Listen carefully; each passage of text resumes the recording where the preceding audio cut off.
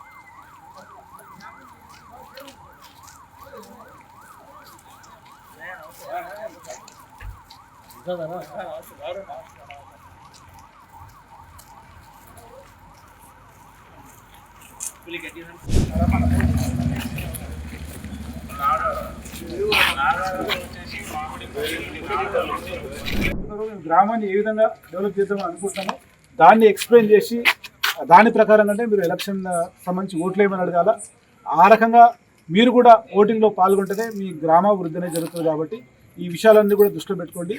ఈ ఎలక్షన్ నియమాలన్నీ కూడా ప్రాపర్గా పాటిస్తూ ఎటువంటి ఉల్లంఘనలకు పోకుండా ఈ ఎర్కారంకున్న పాస్ట్ అయితే హిస్టరీ ఉందో, ఈ క్రిటికల్ అనే పేరుందో, ఆ పేరును ఈసారి ఎలక్షన్లలో మీరు శాంతియుతంగా ఈ ఎలక్షన్ ప్రాసెస్ కంప్లీట్ చేసి ఒక ప్రశాంతమైన గ్రామం ఎర్కారం అనేది ఒక మెసేజ్ను పంపించాలని చెప్పి మీ అందరినీ కోరుతూ ఈ అవకాశం ఇచ్చినందుకు మీ అందరూ కూడా ధన్యవాదాలు తెలియజేస్తున్నాను. మా గౌరవ ఎస్పీ గారి ఆదేశాల ప్రకారంగా ఈ గ్రామ పంచాయతీ ఎలక్షన్లలో భాగంగా సమస్యాత్మక గ్రామాలలో ఈ ఫ్లాగ్ మార్చ్ అనేది నిర్వహించడం జరుగుతూ ఉంది.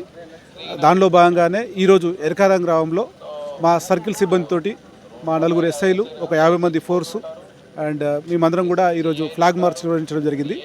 ఎలక్షన్లలో ఈ ఎర్కారం గ్రామం అనేది కొంచెం పాస్ట్ హిస్టరీ ఉన్న గ్రామం.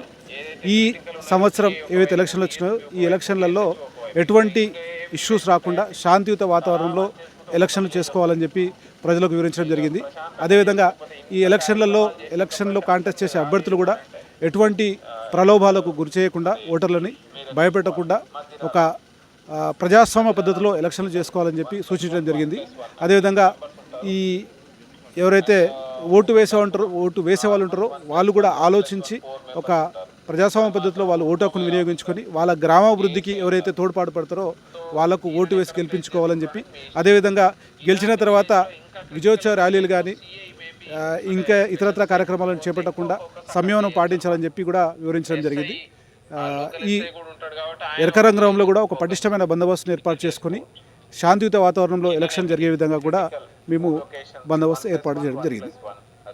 Okay, thank you. చూస్తున్నాను కానీ ఇన్ని చర్యలు ఉన్నాయి. మీరు ఎక్కడైతే గట్టిగా ఉంటారో మీకు ఎలాంటి ఇబ్బంది లేకుండా ఉంటుంది. ఎవరైనా సరే ఇక్కడ ఏమైనా చిచ్చువర్ చేస్తే మాత్రం మీకు గట్టి చర్యలు ఉంటాయి. చూస్తున్నాను మన డెప్స్కో. Thank you.